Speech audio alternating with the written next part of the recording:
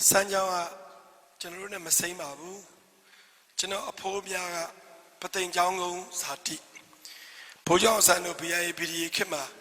Sitatel Wenaro Sanjao Nema La Nija Pony Jauman Gan Nija Elunia Sete Yabijana Apoa Anya Yabija Anya to Peter Singu to General Apan and Ya General Ameu Mue Tenia Pie General Tuema they are retiring to it, Papa. General Poa Pia Pidi Kiss the Ipidaja Matan Shiro to Madaya Pajiano a poya Kanagurema a poa Usain Gout Shamia Abi Awa Konguyene Yaka Mutamin and Yara Muela de Kayene a Jao Babima General Apopita General Poa Shayaka Kayen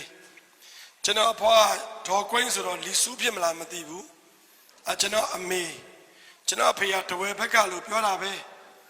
and a General Kanagurima, Diana Twitty, somebody, Tajam Nema Pico, General Chit. Tine General Dambi, Pibi, Pialam with Lopi, George Almapiogama, Jonah of Mapata Pupo. Tabime,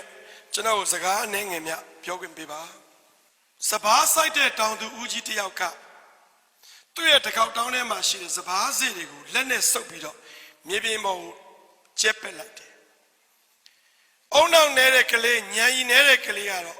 a pay them a poor meme, a poor Pajan Sabari looking it out, milling me. Nyashire duaro, Sipuni, Lutide. Tanibio. Adilu 30 shishi maybe more chepema Sabah Miazo Yama Logajima 30 shishi and Nina Makanye Petoma Kaunju Makanzai General Timbi Lula Yara Pianchi Tamiota Longa Japango Tolangejare Nina Kangejare Tamiota low and Nina can lula yara no. And Nina can ya, time be to be a chatego, Lumia po a drink, Tashia me kudo seka, and Nina can yeme. Jonah Mapata Bime, Nidali to cook Piogan Bua. Tis a guy to know your name, Piogan Pintani Luba. Shatan the Maima, Galeri sa Cheteka, Lucinia Tribuchiba. Tudiagaba Siji Pajam Pidwalado Japan and Hiroshima and Nagasaki, America, Ponja like it. American Leonard Chalo, Tudiagaba Siji Pidwale, Tilape General Atweo, General Yamatavan, Sapi Twitchia. Japan and Sangani Launido, Ashaman number 10, Kabama, take this and Pajam Sangani Launi, Yalarado. Eri a chapigo, Ludai tipi, the deep minute no so when you are. Te Eri K. Say a dreamer, Mateve, Changejare, Japan Nangandu Nanganda, Aloe, Jinema, Ubere Sigan in a Yematave, Tanyi Tanyo Tek Kayure Kanjeta Kushide, Edagaro, Naro Shintan Chayete Musaha, and Nina Kanjame. Patuato, Naro Lumiore, Capaboma, Konteka, Shibo, Naro Nina Kayame. Eri Seja, Japan, Pian Nota Lade, Tapi, Yamapin and Naime. General Tabi, Konteka Chalida, a Contide, Patuma Apinabio. General Alo, and Nina Canes or a Kudo say, taking it to Anibi. General Dot, taking it, and Nina Makanye. General Yamapia, a share a time called the Kachani Uma. And Nina Camo Neneta, a good Dima Toda Dibaro, Sanshay Komala, Kamada, Munisabemi or Jutara, Tale Pio Kanji, Naru Latan, Mami Netua, Goa Jutara, Pio Kamia. Tale Pekanji, Emily Naru, let them let go with the Pelagdo. Adi Lauda Hora and Nina Makanjimu. ကိုရဆိုင်လေး9ပေလောက်နောက်ဆုတ်ဆိုရင်အဲ့ဒီရောက်ဝတ္တလူကြီးကိုတခါတည်း Facebook ပေါ်ကနေအတင်းတုတ်တာကျုပ်တို့လူမျိုးကျွန်တော်တို့အနစ်နာမခံခြင်းမဲနဲ့တော့စဘာစေတွေကိုရိတ်သိမ်းဖို့မမျှော်လင့်ပါနဲ့ဗျာဘောချုပ်အောင်ဆန်းအသက်ပေးအနစ်နာခံလို့လွတ်လပ်ရေးရတာအသက်ဒီပေးစရာမလိုပါဘူးစီကံလေးသာရှိပြီပါကုသိုလ်စိတ်ကလေးနဲ့တစ်ဂျပန်လူမျိုးများအနစ်နာခံလို့ဂျပန်နိုင်ငံပြောင်းလဲခဲ့တယ်နှစ်ဂျပန်ပြည်ဟာအနုမြူပုံကျဲချခံရတာတတိုင်းပြည်လုံးလားမဟုတ်ဘူးနှလုံးနဲ့မြန်မာပြည်ကအနုမြူပုံနှလုံးမကဘူးပျက်စီးသွားတဲ့တရားစာတတွေတစ်ပင်တွေကုံသွားတဲ့တောင်ကရုံးတွေတောင်ထွန်းနေတဲ့မြေကြီးတွေကုံခန်းသွားတဲ့တရားစာတတွေဒါတွေကိုကြည့်မယ်ဆိုရင်အနုမြူပုံအလုံး2000လောက်ကျဲချခံထားရတာကိုကဘာကလည်းမသိဘူးကျုပ်တို့ကလည်းမသိဘူးဖြစ်နေပုံများနှလုံးနဲ့တောင်15နှစ်ကြာတယ်ထူထောင်ရတာ3ဂျပန်နိုင်ငံကြီးပြန်လဲတိုးတက်ဖို့အတွက်စဉ်းစားကြတဲ့အခါဂျပန်နိုင်ငံရဲ့လူတွေသေဆုံးမှုကိုပြန်ကြည့်မယ်အနုမြူပုံတန်ကြောင့်သေသူ4သိန်းကျော်တယ်စစ်အတွင်းမှာသေသူနဲ့ပေါင်းရင်10သိန်းတနည်းအားဖြင့်1သန်းကျော်သေတယ်တပည့်တော်တို့နိုင်ငံကတော့အရှင်ဘုရား51သန်းလုံးသေခဲ့ပြီးပါပြီဘုရားဟာဆရာသေလို့လားကျုပ်တို့အသက်ရှင်လို့လက်ခုပ်တီးတာမဟုတ်ဘူးတစ်ပင်တစ်ပင်မှာအရွက်တွေကျွေသွားပါစေအပွင့်တွေမြေခပါစေအသီးတွေကင်းပသွားပါစေအကိုင်းတွေကျိုးပါစေအမြင့်ရှိနေရင်အပင်ဖြစ်တယ်လို့လူမှလည်းဇာရိတ္တအမြင့်သေးရင်လူသေးတာနဲ့အတူတူပဲ51သန်းလုံးဟာပုံသဏ္ဍာန်မျိုးစုံနဲ့ကိုချစ်ပြည့်ရင်းခဲ့တယ်ဆိုတာကိုကျွန်တော်တို့ဝန်ခံရလိမ့်မယ်နော်ကျွန်တော်တို့ဟာအနုမြူဘုံတန်ကြောင့်သေဆုံးတာတသန်းကျွန်တော်တို့က51သန်းလုံးနောက်ဆုံးတစ်ခုဂျပန်ပြည်ပြန်လဲထူထောင်တဲ့အခါဂျပန်နိုင်ငံမြေပုံကိုအိမ်ရောက်ရင်ကြည့်လိုက်သိတဲ့သူတွေမျက်လုံးနဲ့ကြည့်လိုက်ဂျပန်နိုင်ငံကကျွန်းနိုင်ငံကုန်းမြေထိစပ်နေတဲ့နိုင်ငံမရှိဘူးကျွန်တော်တို့နိုင်ငံကျွန်းနိုင်ငံမဟုတ်ဘူးကချင်လူမျိုးရှမ်းလူမျိုးများနဲ့ရုပ်ချင်းခွဲမရအောင်တူတဲ့ယူနန်နဲ့တရုတ်ကကတ်နေတာကရင်လားမွန်လားဗမာလားခွဲလို့မရတယ်ထိုင်းနဲ့ကလည်းကတ်နေတာဟိုအနောက်ဘက်ကလည်းဘင်္ဂလားဒေ့ရှ်ဟိုဘက်ကလည်းအတန်တောင်ကျဲကျဲမပြောရဲဘူးဟိုဘက်ကလည်းအိန္ဒိယပြည်ရင်းစစ်လို့ခေါ်တဲ့တိုင်းရင်းသားတွေရှိရလက်နဲ့တစ်ပင်ဆိုင်တယ်လို့မြေကြီးကထွက်လာတာမဟုတ်ဘူးမိုးရွာတယ်လို့ကောင်းကင်ကကျလာတာမဟုတ်ဘူးသူတို့မပေးပဲမရောက်ဘူးမူရစေစိတ်ကြွစေဘိန်းခေဆက်ဆက်အိမ်နီးချင်းကောင်းနေမဟုတ်ဘူးဂျပန်ကအိမ်နီးချင်းကောင်းလည်းမလို့အိမ်နီးချင်းဆိုလည်းမလို့ကျွန်းနိုင်ငံကျုပ်တို့ဟာအတီလောက်တိမ်မွေးတဲ့အခက်ခဲကြတာတိုင်းပြည်ကိုပြန်လဲထူထောင်ရတာဘယ်လောက်ခက်မလဲဆိုတာကျွန်တော်တို့တွေးဆကြဖို့ကောင်းတယ်ကျွန်တော်တို့မညီညွတ်ဖဲကျွန်တော်တို့တွေတူအပြစ်တင်နေုံနဲ့မေတ္တာမဲ့နေုံနဲ့မာနာချင်းပြိုင်နေုံနဲ့တိုင်းပြည်ထူထောင်လို့မရနိုင်ဘူးနော်ဒီနေ့ကျွန်တော်တို့မျိုးဆက်ဟာတစ်အနစ်နာခံရမယ်မျိုးဆက်အနစ်နာခံခြင်းဟာကုသိုလ်စိတ်ပါအလူဒါနဆိုတာပတ်စံရှိမှပြုလို့ရတယ်လို့လူတွေထင်နေကြတယ်ဖေဟာပတ်စံမပါဘဲနဲ့လေအမိုက်တစမြေမချခြင်းဟာလေဒါနမှုပါပဲဒီလိုလေးမြင်ရင်ကောင်းတာပေါ့ကိုချင်းသီလနဲ့နေထိုင်ခြင်းဟာလောကကိုစောင့်ရှောက်ခြင်းဖြစ်တယ်လောကကိုစောင့်ရှောက်ခြင်းဟာလေဒါနပြုခြင်းပဲလို့မြင်ပေးကြပါဒီကနေ့ကျွန်တော်ရည်ပဲချက်ကျိုးဆိုတာအဲ့ဒီအပေါ်မှာအခြေခံပါတယ်ဇလန်းလေးနဲ့ပါစကြပါစို့ပထမဦးဆုံးပြောချင်တာကျွန်တော်ရဲ့အိမ်အကြောင်းပါပဲကျွန်တော်ကအိမ်ထောင်ရှိပါတယ်သို့တော့သားသမီးမရှိပါဘူးအိမ်ထောင်သက်28နှစ်ရှိပါပြီ သားသမီးမရှိတဲ့အတွက်အစာတော့အားငယ်တယ်ဖေရတပည့်တော်လေအခုအားမငယ်တော့ဘူးတပည့်တော်ဘာကြောင့်လဲဆိုတော့တမရာဤဘဘဦးထင်ကျော်နဲ့ဒေါ်စုစုလွင်တို့မှလည်းသားသမီးမရှိဘူးရန်ကုန်တိုင်းဝန်ကြီးချုပ်ကွီးပြတော့လင်မယားမှလည်းသားသမီးမရှိဘူးအမေဂုံယူတာကြံဖန်ပြီးတော့ဒီလိုပဲအယိုးတော့လင်မယားဖိဖိနဲ့လေသားသမီးမရှိဘူးကိုရီမတ်နေတာဆိုင်ဆယ်မနုနုကြီးအဝလေသူယောက်ျားကိုတိုးကြီးသားသမီးမရှိဘူးကိုရီမတ်နေတယ်ခုတော့အားမငယ်တော့သားသမီးမရှိပေမဲ့ကျွန်တော်တို့မှာဆွေမျိုးသားချင်းတွေကိုညီထောက်ပံ့ရတဲ့တူတူမတွေမရေမတွက်နိုင်အောင်ရှိတယ်ကျွန်တော်အိမ်ကိုလာကြည့်တနေ့မနေ့နိုးစီဘူးရှစ်လုံးနေ့လည်းနိုးစီဘူးရှစ်လုံးချက်ရတာတက္ကသိုလ်တက်တဲ့ကလေးက16ယောက်လောက်ရှိတယ်ကျွန်တော်ထားပေးရထားတော့သားသမီးမရှိပေမဲ့ကျွန်တော်အားမငယ်ပါဘူးသို့တော့အခုကျွန်တော်အိမ်မှာလက်ရှိကတ်နေတာကတော့ထူးထူးခြားခြားဘာလို့လဲဆိုရင်ကျွန်တော်ညီမကမွေးတဲ့သားနဲ့သမီး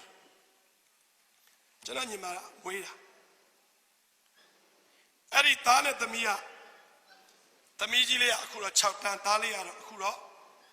9တန်းသူတို့မွေးစားသားသမီးမှန်းသိတော့သူတို့ကဒီခေတ်ကလေးကအားလဲတာပဲအကင်းအယံပါတယ်ကျွန်တော်မျက်နှာပြတ်မခံဘူးအထူးခြားဆုံးကတော့သမီးပဲ6တန်းဒီခေတ်6တန်းကလေးကတော်တော်လဲတယ်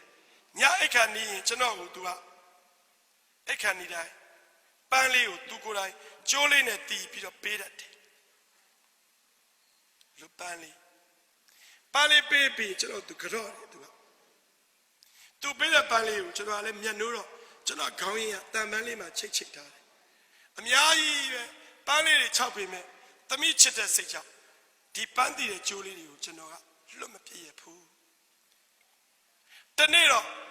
အဲ့ဒီပန်းတည်တဲ့ကျိုးလေးတွေကြည့်ပြီးကျိုးဆိုတဲ့အစလေးတစ်ပုတ်ကျွန်တော်ရေးနေတယ်သမီးလေးကတော့အဲ့လိုပေါ့ချင်းလုံးစကားအဲအကုန်းလေးဖွင့်တော့ချင်းအောင်မထောင်ဘူးသမီးအိတ်နေတယ်ကျွန်တော်မိမအိတ်နေတယ်ကျွန်တော်စာရေးနေတယ်ကျွန်တော်စာရေးဆရာဆိုတော့စိတ်ကူးရင်တတ်တယ်ပေါ့ဗျာတော့မို့အလင်းကဖွဲ့ချင်တာပေါ့ကျိုးတွေကတိတ်အံ့ဩစရာကောင်းတယ်ကျိုးကရနံ့မရှိဘူးနော်ဘယ်ကျိုးမှာရနံ့မရှိတဲ့ကျိုးကစပယ်ပန်းနဲ့ပေါင်းလိုက်တဲ့အခါကျိုးမှာစပယ်ရနံ့တင်းသွားတယ်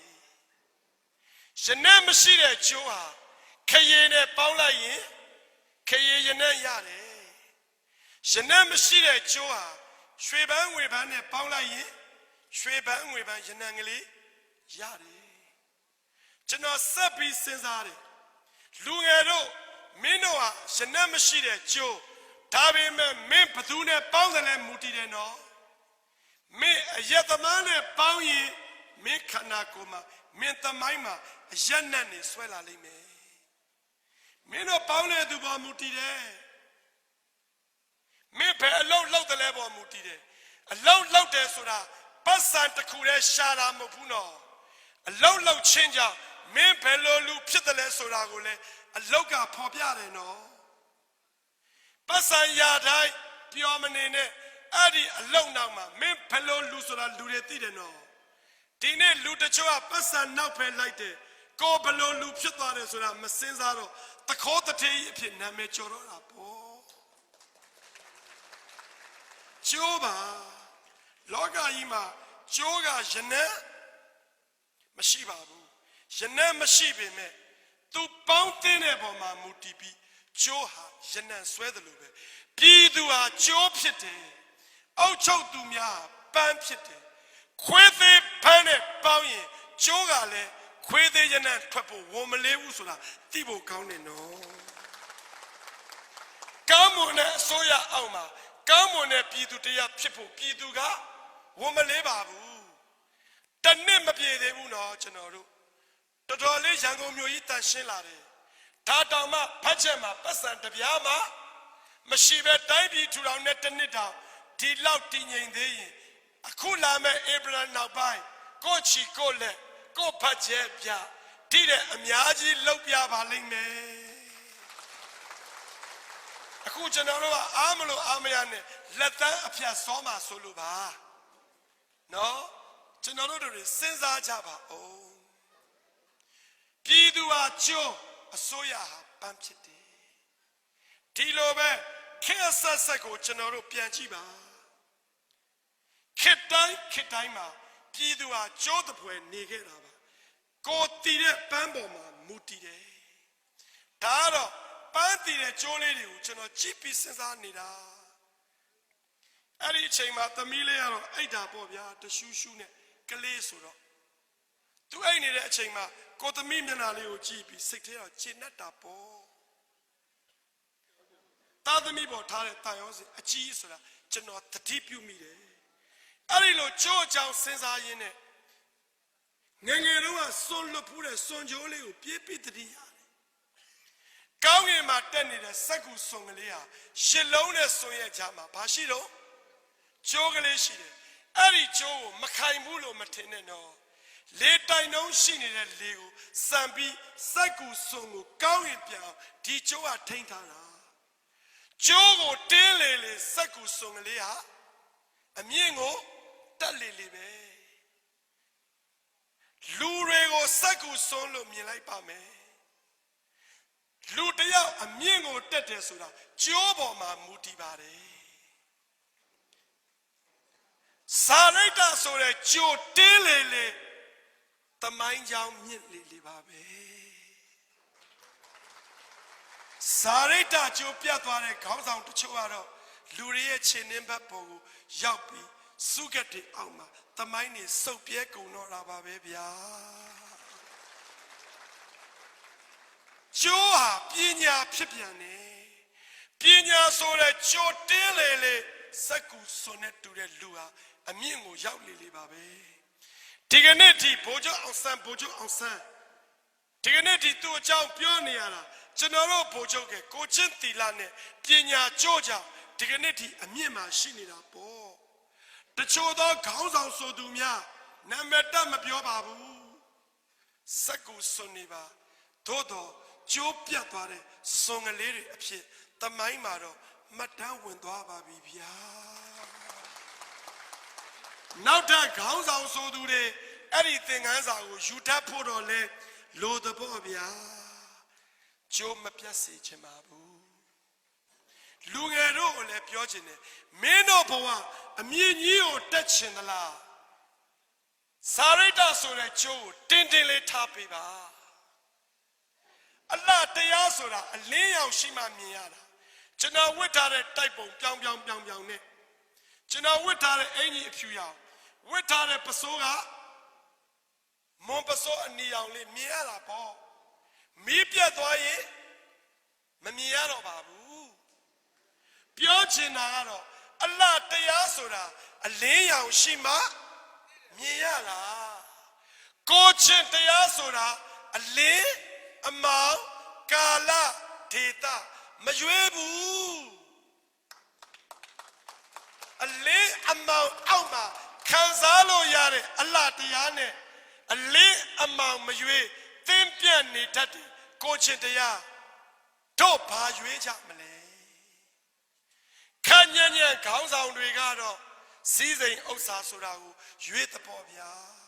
တော်ထက်တဲ့ခေါင်းဆောင်တွေကကိုချင်းတရားကိုရွေးသွားတာမို့လို့ဒီကနေ့ဒီပန်းတည်တဲ့ကျိုးလေးလည်းမွေးပန်းကလေးလည်းမွေးတယ်လို့တင့်တယ်တာပေါ့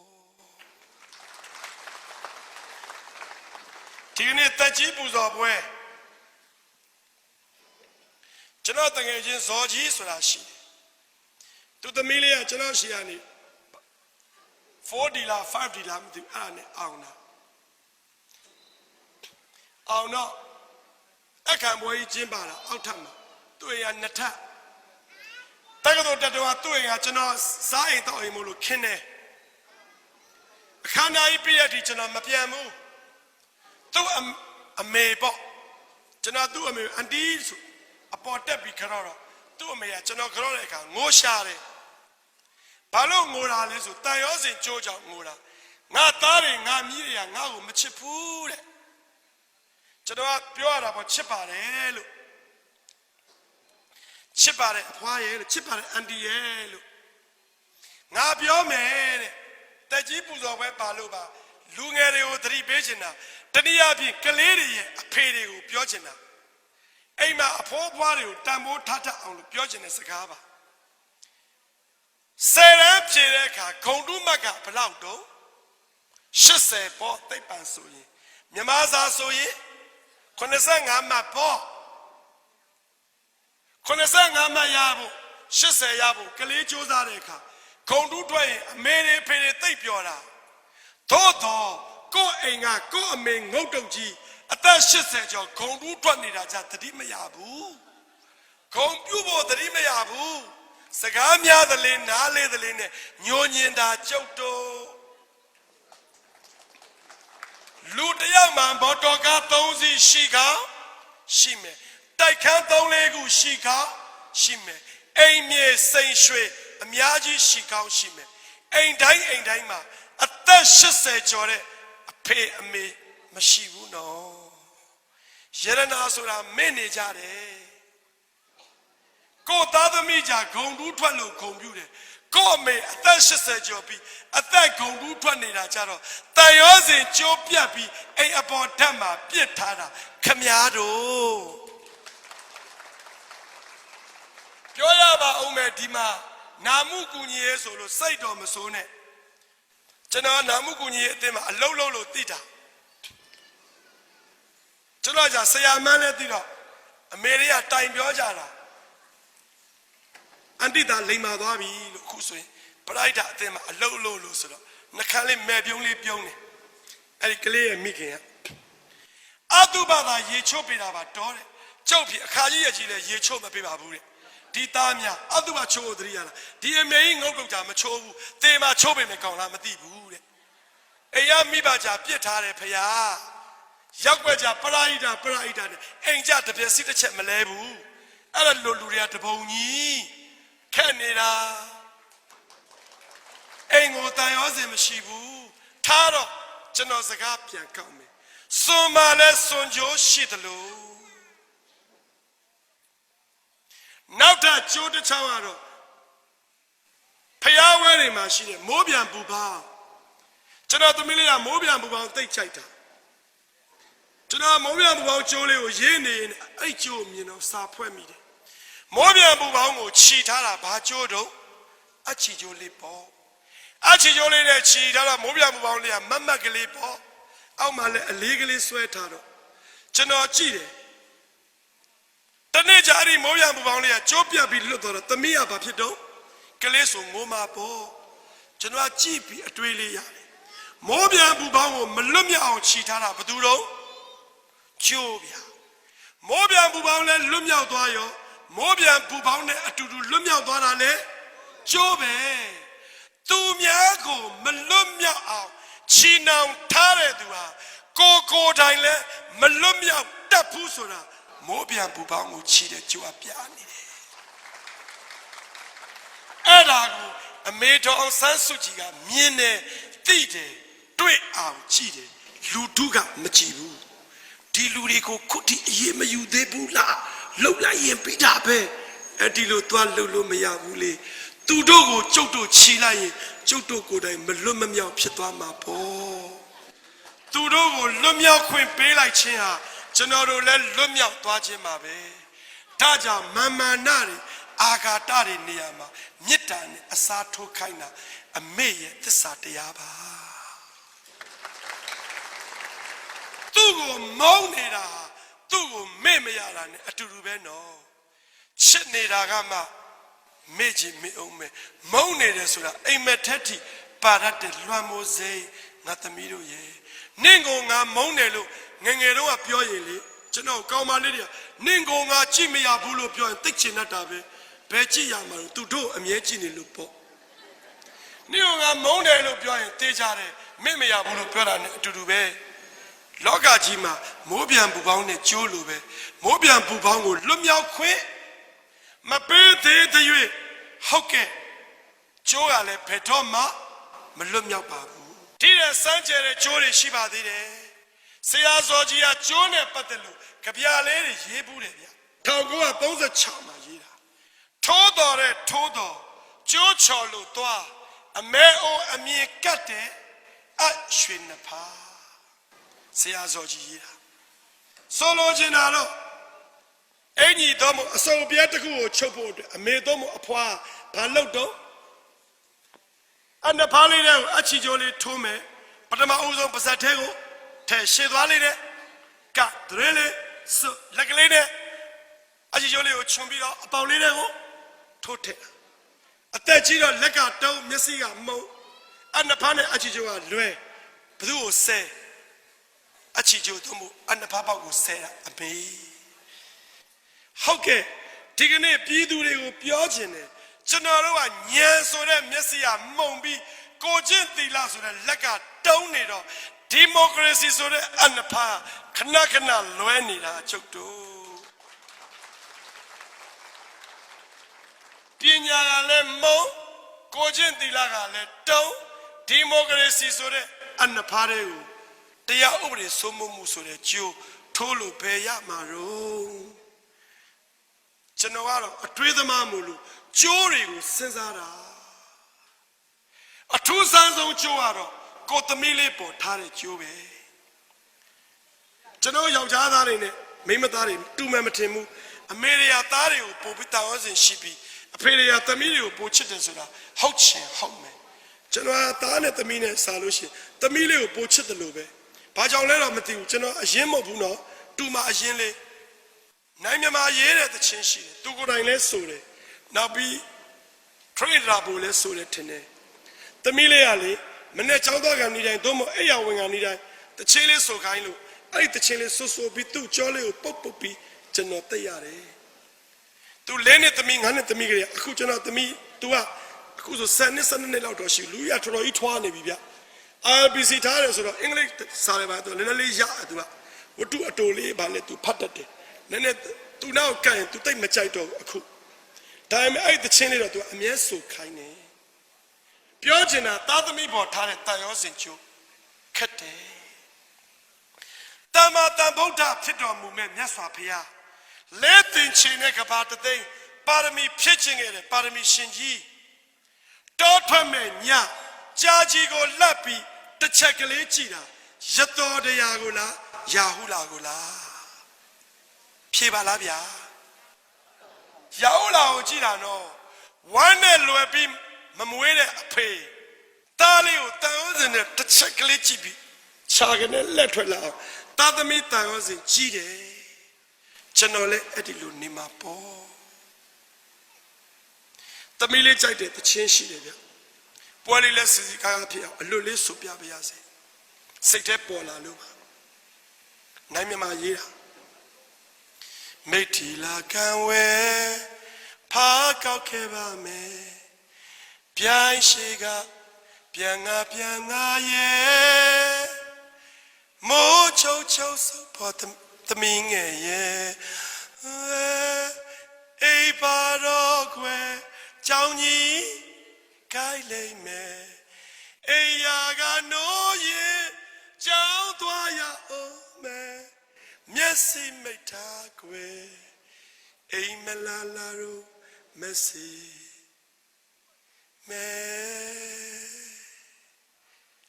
a mechia nene, a large at the ming ye, min down dwajima, panzaya, pan la lagli, coupe me, que, pacua me. Netapa Latapelu Babotin Tade Wallow Wangly Tamigle Jita Ang Sozo Jiang Tuabu Epa Que Tamilio Changwazi Chop take the chin. I love Pioine. Chano a meal, Chano Pietri. Chano me manale do ye, a Daniel, Nuno Kin, a piano, a new body. Manale saw Edam, a Tajiro Macanino, a meal, young Myotico in Botaya. Bigger than Nueroa, a man Yassi Monlo, Shrebonama, a man Yassi, Quavo, and a light boyade. ခဏလေးပါလေးစားပြစ်တာလားဘာလားမသိဘူးအမေလေးတနေ့ကိုကျွန်တော်မှတ်တာတယ်လီဖုန်း14ချိန်ဆက်တယ်ကျွန်တော်ရှိငါသားအမေမျက်စိခွဲမှာနော်အမေအဲ့ဒီနေဟောပြောပဲလက်သင့်ခံမထားနဲ့အဲ့နေရှင်လေရက်ရွှေထားအဖေကမရှိတော့ဘူးလေငါသားအမေမျက်စိခွဲမှာနော်နေလာအောင်အမေလေးတွတ်ဟုတ်ကဲ့ပါအမေဟုတ်ကဲ့ပါအမေလိုရင်းပြောကြစို့ခွဲကန်းနဲ့သွားကနေမှာအမေကိုကျွန်တော်လိုက်ပို့တယ်ခွဲကန်းနဲ့ဝင်ကနေမှာအမေမျက်စိဇီးရွက်လောက်ရှိတယ်တိတ်လေးအမေကလည်းအားငယ်နေတာကျွန်တော်လက်ကလေးကင်ထားတာနေခွဲကန်းနဲ့လိုက်ခဲ့လေငါသားရဲ့အမေကနစ်လက်ကလေးကင်ထားတိတ်အားရှိတာပဲ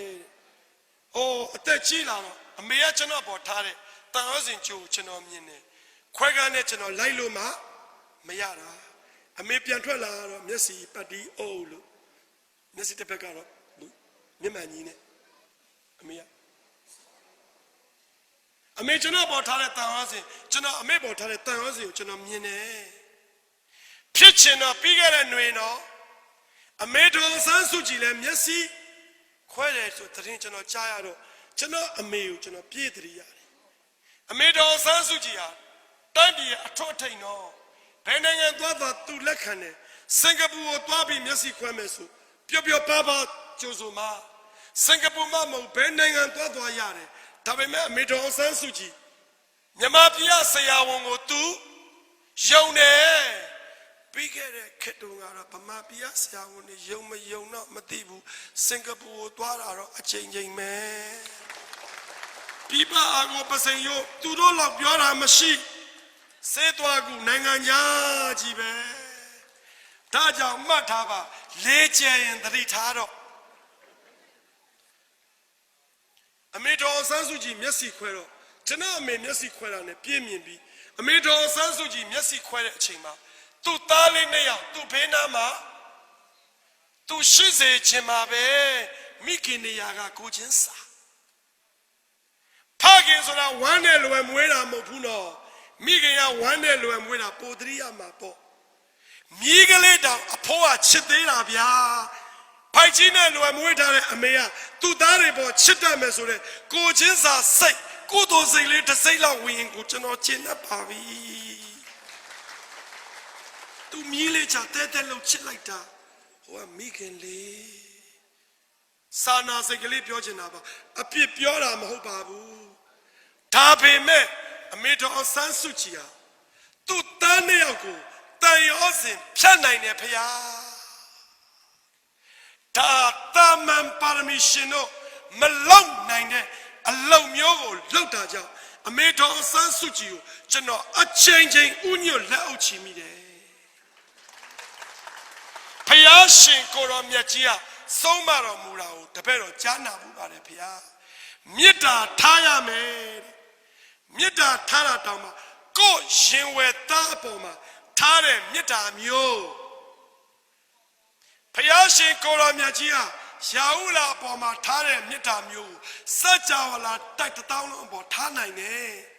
ပါရမီရှင်မို့လို့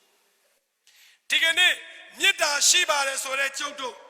ကျွန်တော်တဲ့မင်းမယ်ခမည်းတူမနဲ့ခမည်းသမီးရန်ဖြစ်ကြည့်ခမည်းသမီးဘက်ကခမည်းရမှာပါကျွန်တော်တို့တွေကဖျားလိုချင်တဲ့မေတ္တာထိမရောက်ဘူးနော်ပါဇက်ကသာမလေးပေါ်လေးပြောနေတာဖျားဒီကနေ့အမေတော်အောင်ဆန်းစုကြည်ကကျွန်တော်တို့အပေါ်မှာထားတဲ့မေတ္တာဟာသူ့သားနှစ်ယောက်ပေါ်မှာထားတဲ့မေတ္တာထက်ပိုတယ်လို့ကျွန်တော်ခံယူတယ်သူ့သားအငယ်တက်ဆီမောင်းတယ်လက်သမားလုပ်တယ်ကပ္ပနာမည်ကြီးဆုံးအမျိုးသမီးရဲ့သားခုံရှိတယ်ခေါ်စားတာမဟုတ်ဘူးခုံရှိတယ်ဗျတချို့ကပတ်စံရှိမှခုံရှိတယ်ထင်တာတပည့်တော်တို့ကိုအရှင်ဘုရားတို့အမြဲတမ်းဆုံးမပါတယ်ဘုရားလောကကြီးမှာဘာကိုကြောက်ရမှာတော့လူချင်းလေးစားဖို့လိုတယ်ကြောက်စရာမလိုဘူးကျွန်တော်တို့တွေကြောက်ရမှာဗုဒ္ဓဘာသာမှန်တစ်ခုပဲရှိတယ်အဲ့ဒါအကုသိုလ်ကိုပဲကြောက်ရမှာဒီနေ့အကုသိုလ်ကိုမကြောက်ဘူးလူချင်းကြောက်နေကြတယ်ဘုရားပတ်စံမရှိမှကြောက်တယ်ပတ်စံမရှိမှကြောက်တယ်ယာရုပြုံမှကြောက်တယ် ချမ်းသာမှုတွေရောက်သွားမှကြောက်တဲ့အကုသိုလ်ကိုလုံးဝမကြောက်ဘူးဖေဟာအမေတော်ဆန်းစုကြည်ဟာသူ့ရဲ့မြစ်တာအခုကျွန်တော်တို့အားလုံးရဲ့အနာဂတ်ကသူ့ခေါင်းပေါ်မှာနော်ကျွန်တော်တို့အားလုံးရဲ့မမြင်ရတဲ့အနာဂတ်ကြီးသူ့ပခုံးပေါ်ထမ်းပြီးကြိုးရမ်းပေါ်လမ်းလျှောက်နေရတာအောက်မှာကအစိမ်းရောင်မိချောင်းကြီးတွေပါဇက်ဟနေတာတစ်ချက်ကလေးကြားလိုက်တာနဲ့ပွက်ပြီးသွားမှာဟောဘက်ကကြိုးကိုလှုပ်တဲ့သူကလှုပ်ဒီဘက်ကကြိုးကိုခါတဲ့သူကခါသီလသမာဓိပညာအပြည့်ရှိလို့မှန်မှန်ရှောက်နေနိုင်တာပေါ့ဖေဟာအမေတော်ဆန်းစုကြည်ရဲ့သာသမီပေါ်ထားတဲ့တန်ရောစဉ်ထက်ကျွန်တော်တို့ကိုပို့တယ်ကျွန်တော်အမေဟာကျွန်တော်ပေါ်ပဲတန်ရောစဉ်ရှိတာခမည်းတော်ပေါ်မှာမရှိဘူးဒါကြောင့်အမေတော်ဆန်းစုကြည်ကိုအတွက်ကျွန်တော်တချင်းလေးရေးထားတယ်ကျွန်တော်ကိုယ်တိုင်ရေးတဲ့တချင်းလေးကိုကျွန်တော်တီးဆိုပြခြင်းတယ်ပွဲတော်တော်များများမှလည်းကျွန်တော်ဆိုဖြစ်ပါတယ်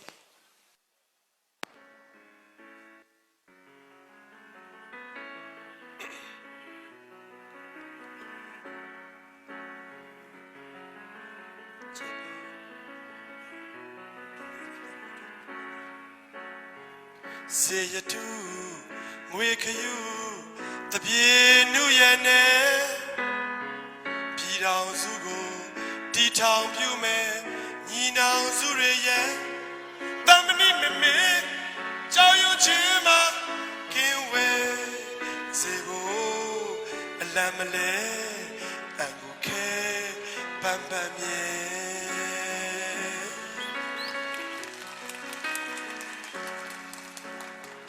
စိတ်ရွှေမစင်အိန္ဒြေရှင်တိမ်လေးပြင်းရင်သခင်ဆရာလွမ်းပေမဲ့အမခံစိတ်တကူပိုင်ရှင်တမဏိမမေကြောက်ရွံ့ခြင်းမှာကင်းဝဲစေဖို့အလံမလဲခိုင်ခိုင်နဲ့ပန်းပန်းစေတမဏိမမေပြုံးရနဲ့တမဏိမမေအာမန်ဆွဲတမဏိမမေပန်းပန်းမြေ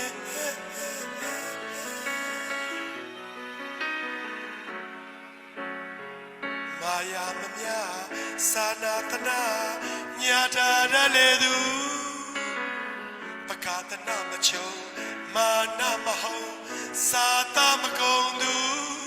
တမဏိမမေကြောက်ရွံ့ခြင်းမှာကင်းဝဲစေဖို့အလံမလဲခိုင်ခိုင်နဲ့ပန်းပန်းစေ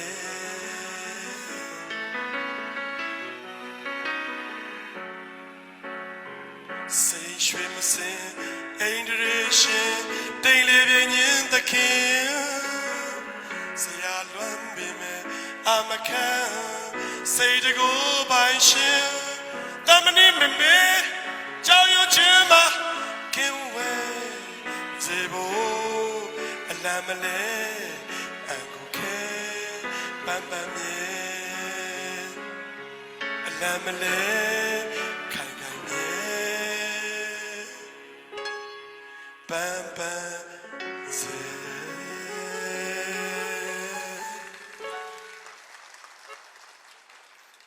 အဲ့ဒီနေတော့ကကျိုးဆိုပြီးအစေးလေးကျွန်တော်ရေးနေတယ်အဲ့ဒီလိုရေးနေချိန်မှာအချိန်ကြည့်လိုက်တော့7 နာရီထိုးကန်နေပြီ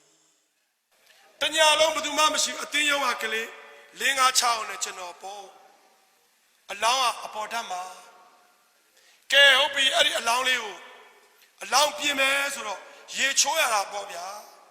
ကျွန်တော်လူတွေအလောင်းတွေရေချိုးပေးဘူးတယ်အလောင်းရေချိုးမယ်ဆိုတော့မရတာပေါ့တော်တော်လေးတယ်ဟိုတဲတဲ့သူတိုင်းလေးတာပါဒီမှာအတုပအလောင်းရေချိုးပေးဘူးတဲ့လူငယ်တွေပါမယ်သူကပေါ်ပြီးလေးတယ်ကိုကတော့လူကြီးဆိုတော့ပါဇက်ကထိန်းတယ်ကလေးတွေကမထိန်းဘူးဟာဆရာတဲ့ဘလောက်များစားထားလဲမသိဘူးတော်တော်လေးတယ်ဗျာတဲ့တော်တော်ကြီးကိုလေးတာမနိုင်ဘူးကျွန်တော်တို့ ngãရောက်တော့ဝိုင်းမာတော့ကိုမနိုင်ဘူးတေလိုလေးတာတစ်ပိုင်းဘာကြောင့်လေးမှမသိတာတစ်ပိုင်းနှစ်ပိုင်းပေါ့ဗျာဘိုက်ကြီးကပူခုတ်ကြီးကတော်တော်လေးတာဗျာမာပြီးရွှေရတာဟိုလိုရေချိုးတယ်ဆိုလို့လူလိုဘွမ်းဘွမ်းချိုးတာမျိုးတော့မဟုတ်ပါဘူးတန်ရှင်းအောင်ရေဘက်လာတိုက်ပေးဖို့ပါအဲ့တော့တော်တော်မတ်ရတယ်ကျွန်တော်ကစာရေးဆရာလည်းဖြစ်တယ်လို့အတွေးသမားဆိုတော့ရေဝင်လေးတသက်ရတိုက်ပေးနေရင်ကျွန်တော်သူ့လက်ချောင်းနဲ့ကျွန်တော်သတိထားကြည့်မိတာလက်တကြွယ်အဖြူရည်ကလေးတွေ့တေးကြတယ်လက်စွပ်အချွတ်ခံထားတာမကြသေးဘူးဒီအဖအော်အဖရဲ့စိတ်တရားပြောတာပါဘယ်သူမှမပြောဘူးနော်ကျွန်တော်စိတ်ထဲကြည့်တာကျွန်တော်ပြောတာခမည်းတော်ပြောတာမဟုတ်အဖခမည်းလေးမသေးခင်ကသိရင်သိကောင်းပါပဲခမည်းဖယ်လက်စွပ်ဝတ်ခင်မှကျွန်တော်မသိဘူးတေးကြတယ်ခမည်းနဝရကိုးသွယ်ရေရယာနဲ့ဝတ်တဲ့လက်စွပ်လားဓမ္မမဟောဘုန်းကြီးဒီဘုန်းကြီးပေါ့ဓာတ်ဘုန်းကြီးတွေလည်းရှိတာဟုတ်ဖေရရေရပြတဲ့ဘုန်းကြီးတွေအဲ့လိုလက်စွပ်လားစိန်လက်စွပ်လားတော့မသိဘူးအဖအဲ့ဒါပဲအဖကထင်လို့ဒီပစ္စည်းတွေအဖခမည်းပိုင်နေထင်တာခမည်းသေသွားပြီခမည်းမပိုင်ဘူးနော်လက်မှာအဖြူရည်ကလေးကြံတာအဖမသိလို့ဒီမဲ့အဖခန့်ညံ့ညံ့လူတွေကလေခန့်ညံ့ညံ့လူတွေကလက်ရဲ့အလှကိုလက်စွပ်မှာပဲအဆုံးသတ်ကြတယ်ခန့်ညံ့ညံ့လူတွေကလက်ရဲ့အလှကိုလက်စွပ်မှာပဲအဆုံးသတ်ကြတယ်တမ္မာတဗုဒ္ဓဖြစ်တော်မူတဲ့မြတ်စွာဘုရားလက်မှာလက်စွပ်မပါပါဘူးဘုရား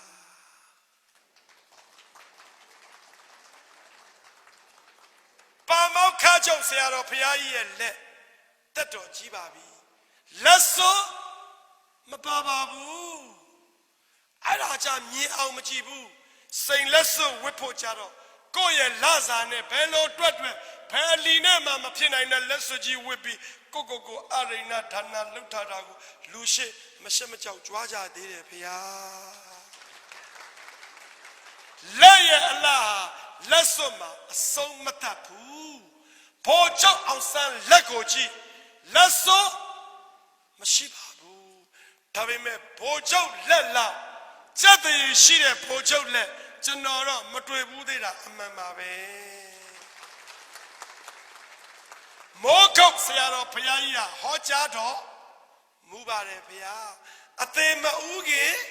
ညံဥကြဆိုတာ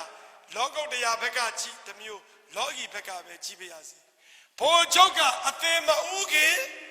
ညံဥတယ်ပေလုံစာချုပ်မှာငြိမ်းချမ်းရေးကိုညံဥပြီးထိုးသွားနိုင်တယ်ဒီကနေ့20ရာစုပင်လုံခမည်းတော်အသေးဥတော်မှာနော်ညံကလေးဥပြီးသမိုင်းကြောင်လေးကောက်အောင်လက်မှတ်လေးထိုးမှာခမည်းတော်လက်တွေလှတော့မပေါ်ညံမဥပါဘူးဖယားလက်စွပ်ကြီးတကားကားနဲ့လက်တကြွယ်မှာကလက်စွပ်လက်ညှိုးကတနတ်မောင်းခလုတ်ပေါ်ကမဖယ်ခြင်းမှုဆိုရင်တော့သမိုင်းကြောင်လှမှာမဟုတ်ပါဘူးဗျာကျွန်တော်လက်ကလေးကိုကြည့်ပြီးခံစားတာကြည်စမ်းပါဦးလာပြီသူ့ကိုကြည့်စရာတွေကအများကြီးပဲလက်တွေမကဘူး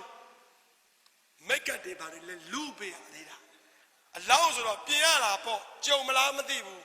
သမီးတို့စိတ်တော်မစိုးနဲ့တို့စကားကိုတဲ့ပြောချင်လို့မိတ်ကလူကနေကြတော့သမီးလို့နည်းနည်းလေးအလှလေးပါလေးပြင်ရမှာဆိုတော့ညီတို့တပ်လေးပါလေးပေးဆိုတော့အသက်ထုတ်ပေးမယ်ထင်လားအဟောင်းဆုံးဟာထုတ်ပေးတာအဖခမရတည်သွားတော့မသိရှာဘူးမြည်တွေကအဲ့ဒီလိုချစ်တာဒီလိုပေါက်တာတော့အသက်မဟုတ်ဘူးနော်ခဏွမ်းနွမ်းလေးပြတာကျွန်တော်မှအဲ့ဒါလေးနဲ့ပုတ်ရတာနှခမ်းကြီးကလည်းဖွေးနေတော့နှခမ်းလေးလောက်လို့နှခမ်းတွေပါလေချက်ရသေးတာလူဆိုရင်တော့လောက်လုံးမှာပေါ့သူကြလုံးလို့မရဘူးကျွန်တော်တို့မှာကျွန်တော်အဲ့လိုလှုပ်ရင်းနဲ့စဉ်းစားကြည့်တယ်မိန်းကလေးအပေါင်းတို့ရဲ့သမီးတို့နှခမ်းလေးတွေကိုလေအနီအောင်စိုးမှလှတယ်လို့ထင်နေတာလားကွယ်မိန်းကလေးရဲ့ Nini Kenzo Nakani, Saisan Kala Nakani Soma, Do Yinko Metinala Nezi Pungo, and Nion Nakaso, Do Jimako Musula, Jum Biba Pajao Lesuro, Mudawara, Lane Biola de Nakan,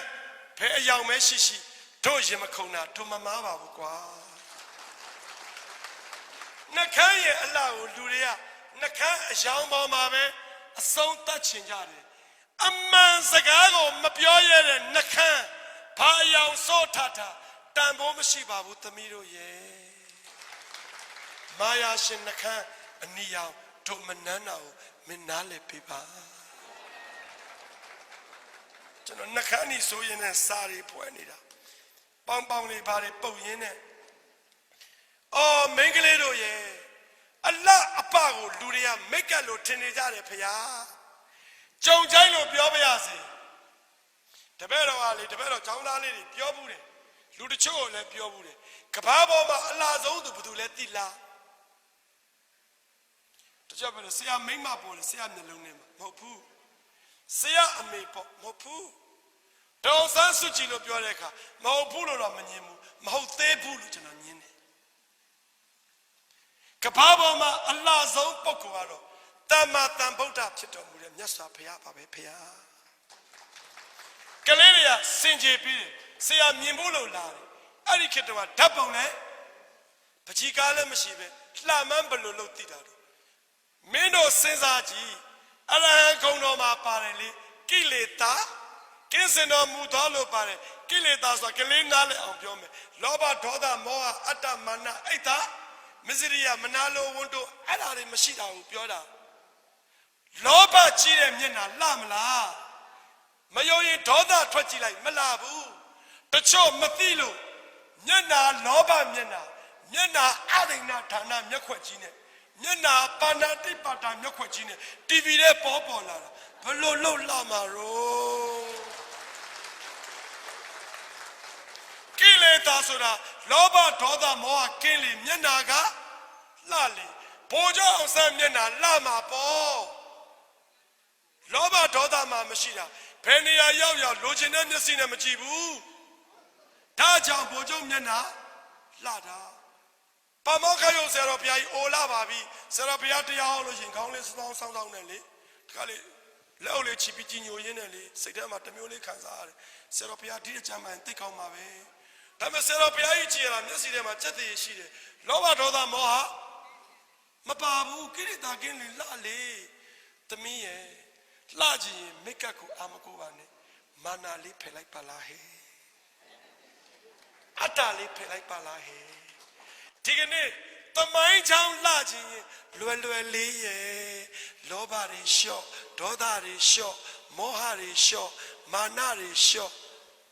Let him a pounding likai, Nita Tane, Anakaku, Lemali Tolai Pala Akuiro ye. They love one man. Make a Lurai Lare Nico Nintinly, Tigania, Abi Manet, Mashema, make a lipoteca, Topiones a gali Pietri Yala. Hey, make a Luraina Laja Jesoye, Matarai make a Luresura, Nino Tibo Lud Que. Allah Diao, make a song Matapane, Loba Toda Moha, Shojin, Mana Shojin Boma, a song Tamalama, a pa. Matwasha, Utana like that, a part, yeah. To know a long ago, you a happy on it. Pay a West Up Pace, Pirorama, Woodem Yaji, to know a cheap it down we got Yamide. Will there? Mawinai moo. Eddie a chamber. To know the Malia made it. Say, the meat about Sondwabi, the meat about God. In and Nabi Yamala, Nebi Yamala, and to Meda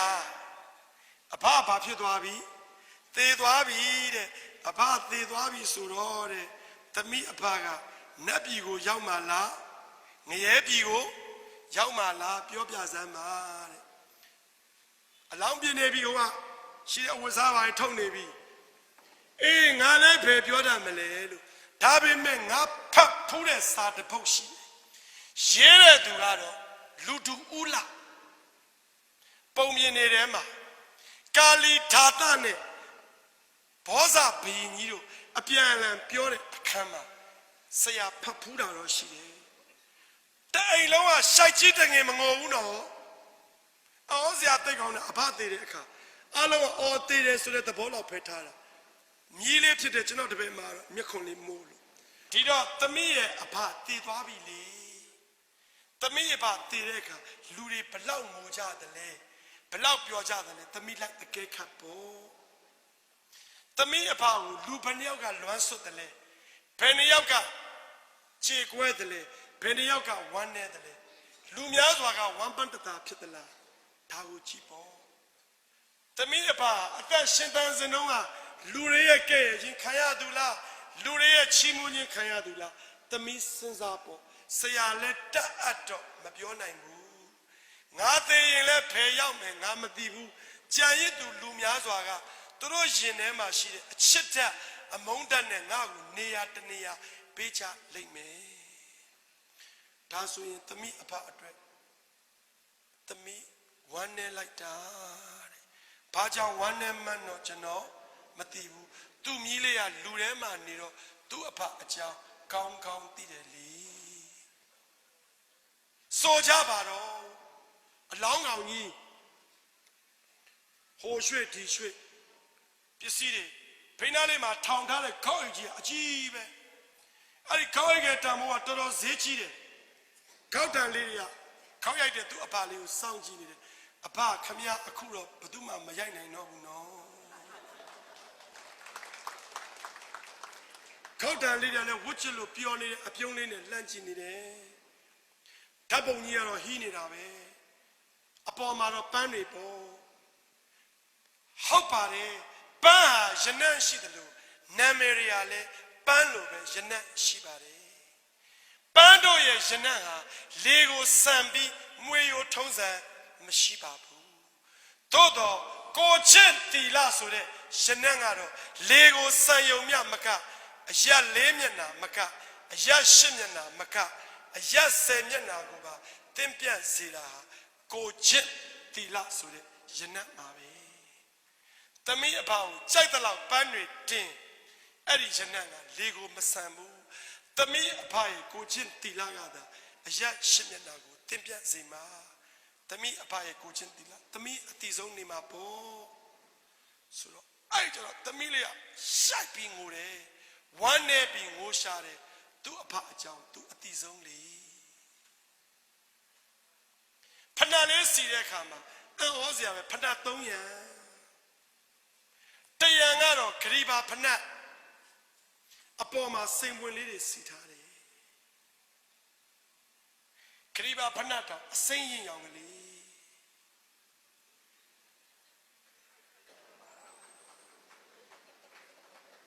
နောက်တဲ့ဂရိဘာဖဏကတော့မိကိုရောင်နုနုလေးစိန်လေးတွေစီထားတယ်နောက်ဖဏတရံကတော့တော်တော်တန်ဖိုးကြည့်လာတဲ့စစ်ဖဏတရံစီထားတယ်အဲ့ဒီအချိန်မှာကြည့်လိုက်တော့မနေ့3နာရီလောက်ရှိတော့ကလေးတွေကပြန်ကျင်ပြီးကျွန်တော်လေပြစ်နေတာကိုကြည့်ပြီးကလေးတွေကကျွန်တော်ကိုစိတ်ဓာတ်ကြတယ်သူတို့လည်းအိတ်ချင်မိကိုကလေးများဆိုတော့ဆရာတဲ့အချီကျိုးရှာအချီကျိုးရှာအချီကျိုးပေးအလောင်းအကုန်မပြီးသေးဘူးပြင်တာအေးဆိုသမီးလေးတောင်းတော့သမီးလေးကအချီကျိုးပြေးယူတယ်အချီကျိုးနဲ့ခြေမနှစ်ခုကိုပူပီချီလက်မနှစ်ခုကိုပူချီရင်းနဲ့ကျွန်တော်ရင်ထဲမှာလှိုက်ခနဲ့တစ်ခုခံစားလိုက်ရတယ်စိတ်ထဲကနေအဖကိုတိုးလေးပြောမိတယ်အဖရေလို့အဖကိုကျွန်တော်မသိပါဘူးမုံလည်းမမုံပါဘူးချစ်ချင်းမချစ်ချင်းလည်းမရှိပါဘူးတေလွန်ပြီးမှသိရတာပါသို့တော့အဖများအသက်ရှင်နေစကားလေးတစ်ခွန်းပြောခြင်းနဲ့အဖရေအဖဘလောက်ပဲချမ်းသာ